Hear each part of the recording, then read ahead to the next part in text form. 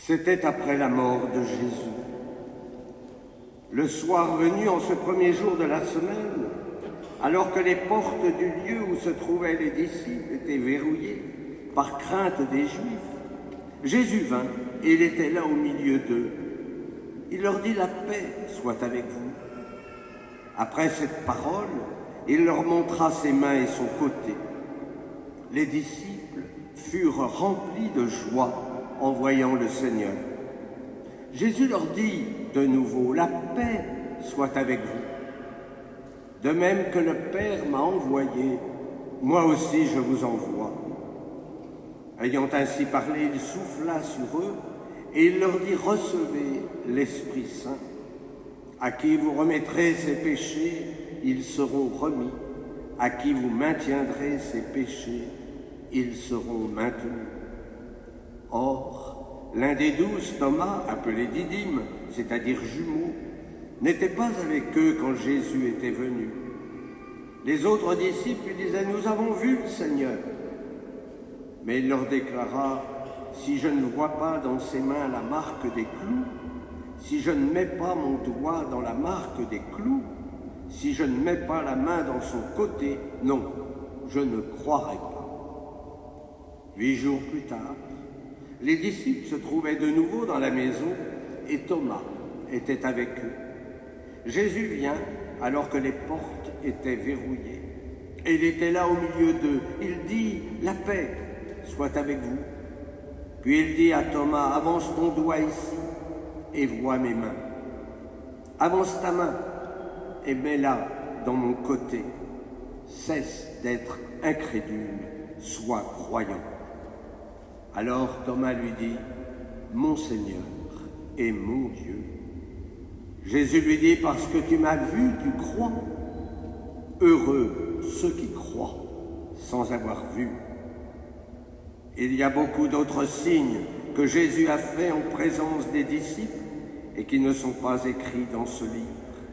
Mais ceux-là ont été écrits pour que vous croyiez que Jésus est le Christ, le Fils de Dieu, et pour qu'en croyant, vous ayez la vie en son nom.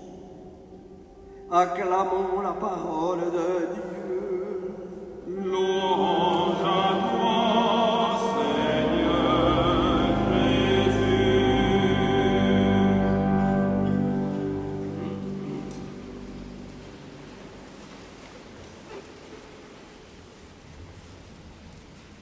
Parce que tu m'as vu, tu crois.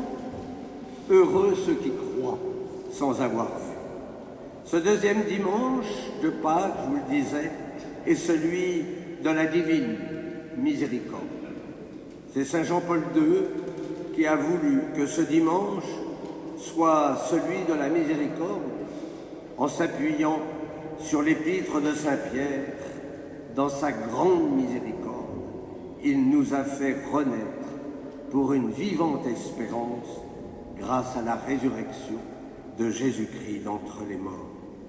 Alors, ce matin, nous sommes invités à rendre grâce pour cette miséricorde qui se traduit par l'espérance et la foi.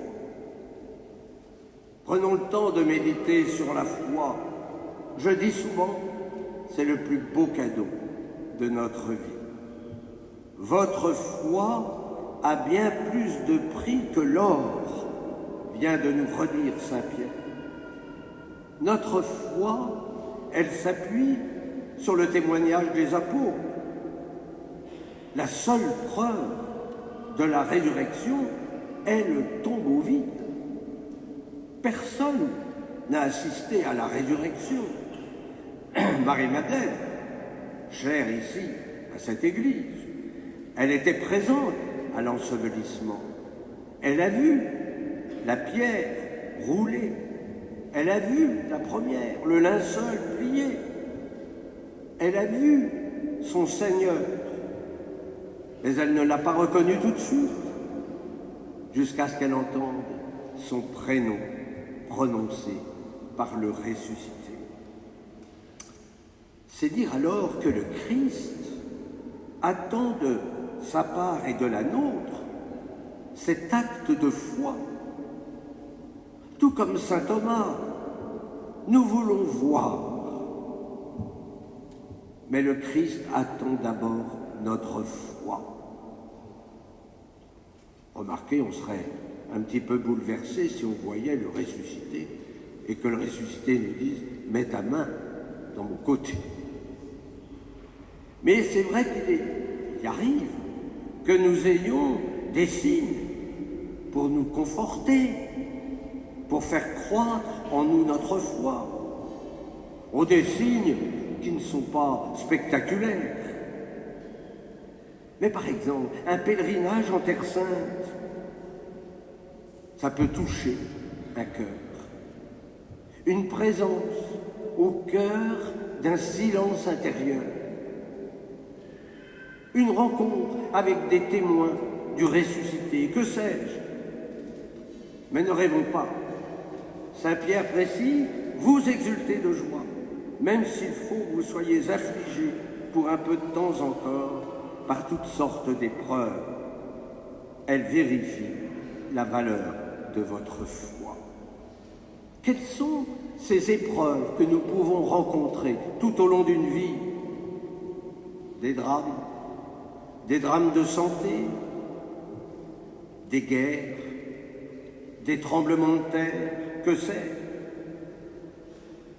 Il nous arrive de poser au Seigneur « Pourquoi ? Pourquoi un tel drame? Pourquoi une telle épreuve? Pourquoi le feu de Notre-Dame ?» Et la réponse, elle est souvent le silence. Les crises que l'Église traverse peuvent aussi ébranler notre foi.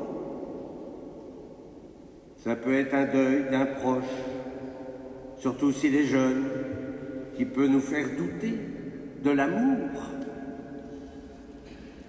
Notre foi, elle demeurera toujours fragile. D'ailleurs, certains aiment se faire peur en provoquant des doutes volontaires. Vous savez, Patrick, fais-moi peur. Eh bien, peut-être que les apôtres étaient des illuminés, qui n'ont rien compris, qui se sont fait avoir. Peut-être qu'on a volé le corps du Seigneur et qui n'ont rien vu. Méfions-nous de tous ces doutes volontaires qui mettent en péril notre foi. C'est vrai, il y a aussi des doutes involontaires qui sont des mises à l'épreuve pour faire grandir notre foi. Dieu ne joue pas avec ce bien si précieux. Vous savez, plus notre foi grandit, plus nous sommes dans la joie. Et cette joie, elle se traduit par le charisme du Magnificat. C'est la joie de la Vierge Marie. Nous rendons grâce pour tous les dons de Dieu, pour tout ce qu'il a fait, pour tout ce qu'il fait, et même, parce qu'on a de l'audace, pour tout ce qu'il fera dans nos vies. L'aboutissement de notre foi, dit encore l'Épître, est le salut des âmes. Oui, le fruit de la foi, c'est le salut. Et la foi, elle est liée aux œuvres. On ne pourra jamais séparer la foi de l'espérance et de la charité. Voilà le fruit de la miséricorde divine, qui est le cœur du dessein d'amour du Père. Dieu a tant aimé le monde. Alors, qu'est-ce que je peux vous dire de plus? Laissons-nous aimer pour être habités par la joie. Amen.